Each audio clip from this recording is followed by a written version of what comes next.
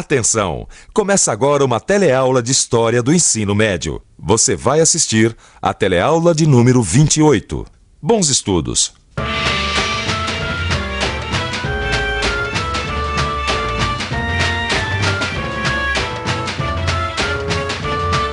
Se você acha que as ideias não ajudam a mudar o mundo, é porque você não conhece o século das luzes. Não tem problema, na teleaula de hoje você vai saber que século é esse. A teleaula de hoje vai falar de mudanças importantes que aconteceram no século XVIII, o período que ficou conhecido como século das luzes. A gente vai ver como as desigualdades sociais daquela época acabaram produzindo ideias inovadoras e como essas novas ideias foram se popularizando e contribuindo para transformar a política e a sociedade em vários reinos da Europa.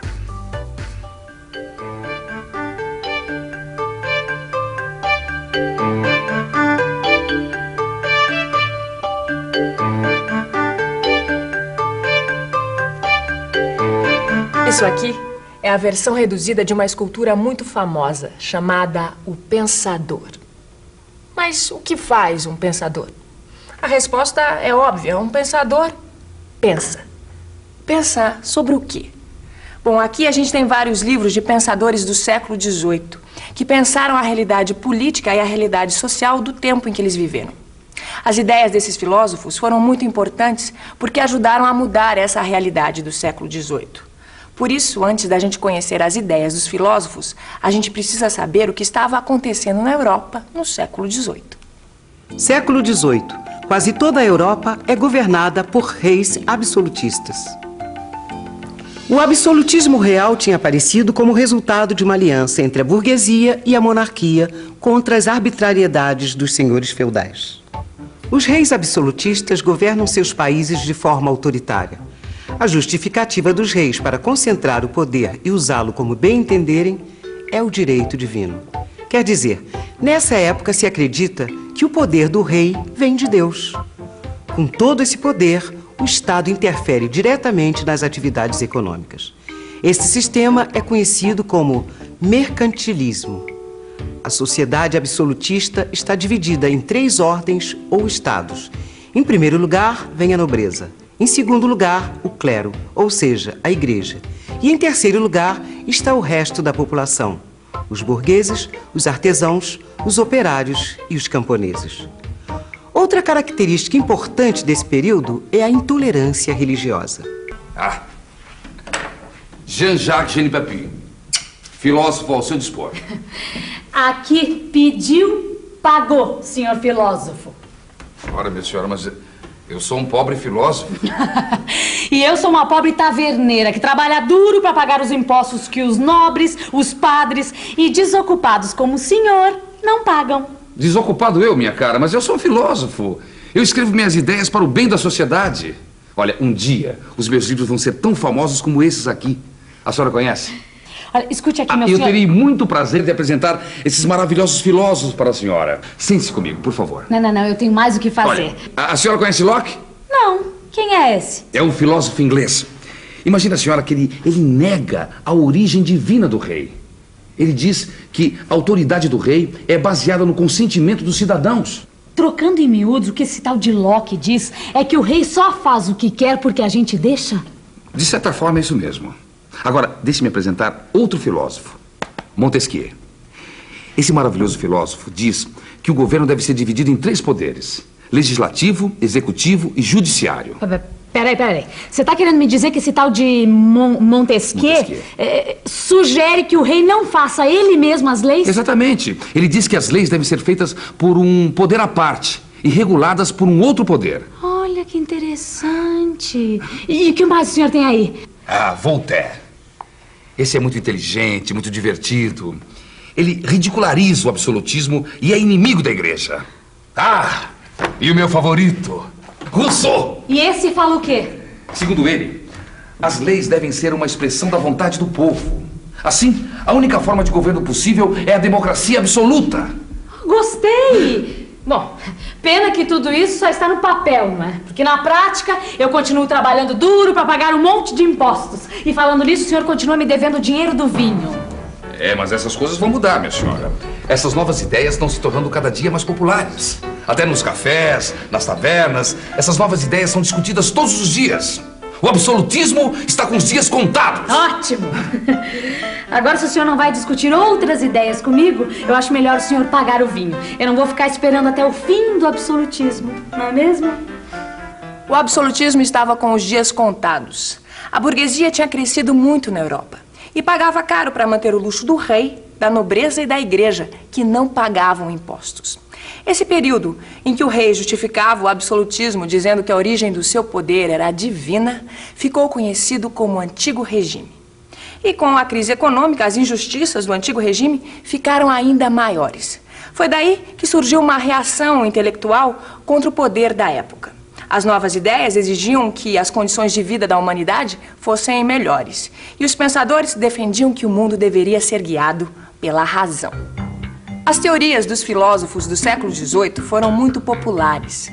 Elas eram divulgadas em diferentes lugares e serviam aos propósitos dos grupos que combatiam o obscurantismo da igreja e o absolutismo real. As novas ideias também tiveram influência nas teorias econômicas. Na época, a economia funcionava segundo os princípios do mercantilismo. Isso implicava na intervenção do Estado na economia. Em oposição a esse sistema surgiram os economistas. Eles diziam que a riqueza dependia da liberdade econômica.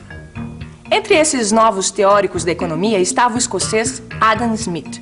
Ele foi um dos principais pensadores do liberalismo. Essa teoria defendia a ideia de que o trabalho do homem era a principal fonte da riqueza. A economia mudou mesmo no século XVIII. Depois da invenção da máquina a vapor, o trabalho foi ficando mecanizado. Era o começo da Revolução Industrial. No século XVIII, as condições de vida melhoraram e a população cresceu.